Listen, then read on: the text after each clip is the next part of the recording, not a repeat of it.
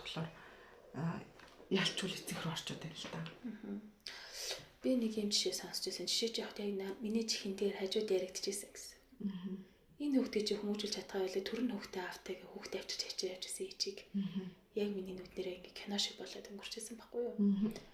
Тэрийг би хараад ямар амар ээж вэ?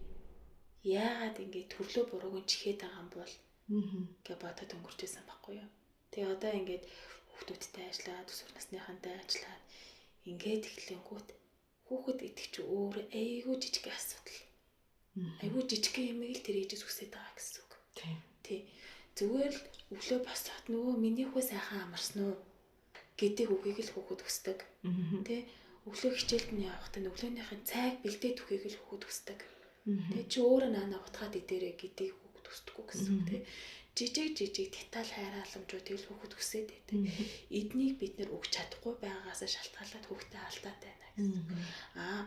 Өгч байгаа хэрнээ харилцаа хандлага маань буруу болоод байдаг ч юм байна. Энийг юм идэвхтэй туртыг хичээл намдаа яваараа чи гэд хэлж яхад тэр хүүхэд үнэхээр тэр хоол болох уу? Тэ? Нөгөө талаа за ээж сайхан өглөөний цай бэлтчихлээ. Ч юм уу тэ эсвэл хүүхдээ хамт сэрээд хоёул өглөөнийхөө цай бэлтчихэд хамтдаа гарья. Гэж хэлэхин зөв үү гэд. Өгний сонголтууд дээр бид нар маш их алддаг. Тэ сайхан хамтдаа хоолоо идэж хамтдаа тгий. Тэг хүүхдийнхаа юунд дуртай, юунд дургуй мэддэг эцэг их бас их ховор. Тэ.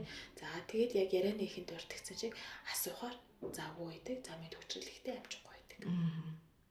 Олон хүүхдэд очиас би надад чи битггүй. Уучлаарай. Та хэдэн хүүхэдтэй байна? Тэр хүүхдийн хэмжээгээр хүүхэд болгоно асуудал хэрэгтэй байдаг.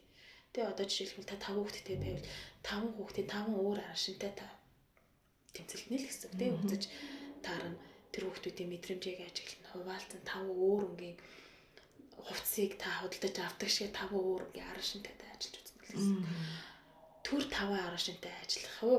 Та 5 арашинтай ажиллах уу гэдэг чинь шал өөр хэлбэр тийм ээ. Түр бол таныг бодлогоороо дэмжиж өгч байна. Ийм байна. Хамгаалал гэдэг чинь ийм байна. Үүрэг гэдэг чинь ийм байна гэдэг таныг бодлогоороо дэмжиж өгч байхад за дээрэс нь ингээд хүүхдтэй ойрхон туслах тэр мэрэгчлэлтэнгүүдийг ингээд талд аль болгох чадах хэмжээр ингээд суулгаж өгөөд байна штэ.